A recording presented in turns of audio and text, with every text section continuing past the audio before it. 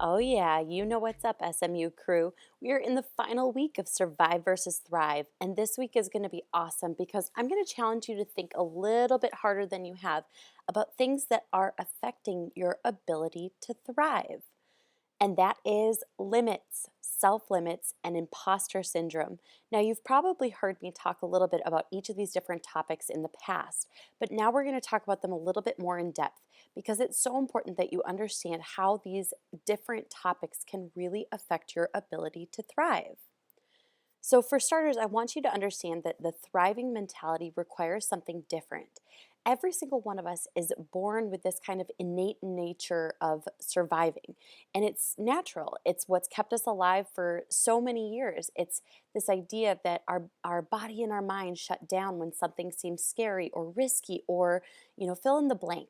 But really, what that does is it prevents us from taking risks on this journey as entrepreneurs, as social media managers. So I want you to recognize that while that is a very helpful trait, it also might be preventing you from getting to where you need to go. So recognize that the thriving mindset and mentality are not natural. It's something you have to work on every single day. And it's something I'm very, very intentional about. It's something I want you to be very intentional about. So, first things first, we're going to talk a little bit about limits. Now, sometimes it feels like there can be a limit on what we can achieve or what is possible. And something I need you to recognize is that there literally is no limit. Yeah, you heard that right. There literally are no limits to what you can achieve. You've heard successful people say it time and time again. The only limitation is in your mind, reach for the stars, all of these cheesy sayings that don't really make sense because it doesn't seem like a reality. But what I want you to recognize is that there literally is no limit. However successful you want to be, however much money you want to make, however big you want your company to grow, it is absolutely doable. Is it going to take work? Absolutely. But the first step is making sure that you recognize that there is no limit on what you can achieve. This is absolutely true. I've proven it time and time again to myself, and I've seen others prove it time and time again. I mean, just look up quotes from some of the most successful people and start to recognize the pattern of them accepting that nothing is impossible. And one thing that has to happen in order for this to be possible is for you to accept that there is no limit to the amount of money that you can make.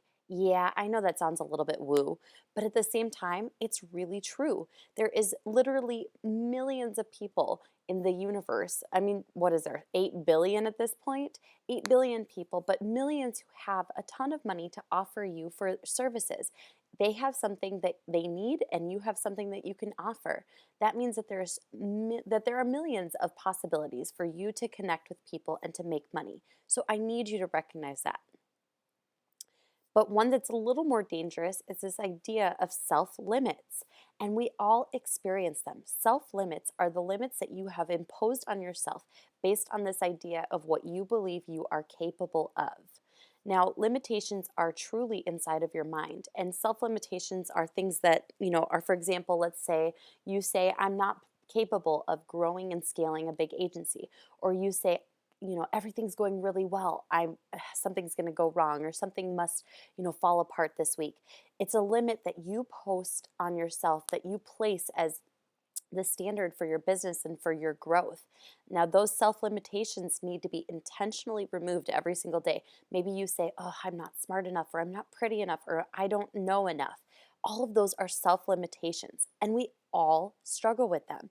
But the first thing you need to recognize is that you have to remove those self limitations in order for you to get into a thriving mentality.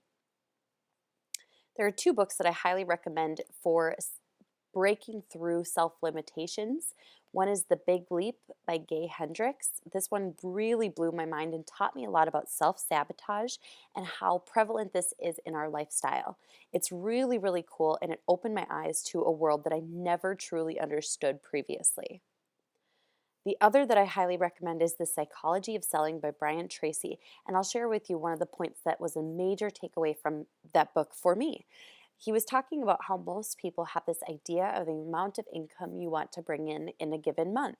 And when you hit that income goal for the month, you stop pushing. You're like, okay, I hit my goal, I'm done. I don't know what it's like to make more than that, so you don't keep pushing past that. Well, what happens if you continue on? Suddenly you have your first 2x month or 3x month.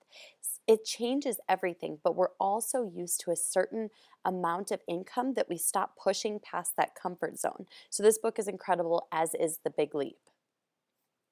Now, another thing that we all struggle with is imposter syndrome. Ugh, I absolutely hate imposter syndrome. So, how can you truly banish it once and for all? Well, first and foremost, I am here to tell you listen up, you can do it. I break through imposter syndrome all the time. Just remember that imposter syndrome means you are taking on new things. You're in a zone that is uncomfortable, and that's a good thing. That means that you are working hard. That means you are taking on bigger challenges. You're trying new things. Imposter syndrome just means that you're going further than you have in the past. I want you to imagine how new doctors or attorneys or even presidents of the United States must feel. I mean, they don't walk into the White House and say, "Wow, I feel 100% ready." Or a doctor who's taking on his first heart transplant. Can you imagine how scared he must feel? Or he must be feeling like an imposter, or she. It's kind of crazy to think about, but I want you guys to recognize that imposter syndrome just means you're taking on something that you haven't taken on before. And let me tell you, that is a heck of a lot better than taking on the same challenges every single day, because then it becomes easy. It's not hard anymore. Imposter syndrome means you're challenging yourself, and that is a great zone to be in. And I've also said it before, and I'll say it again: action defeats imposter syndrome every single time. So take action, and you will find yourself out of the imposter syndrome faster than you would ever believe. I'll see you next week in the next training, SMU crew.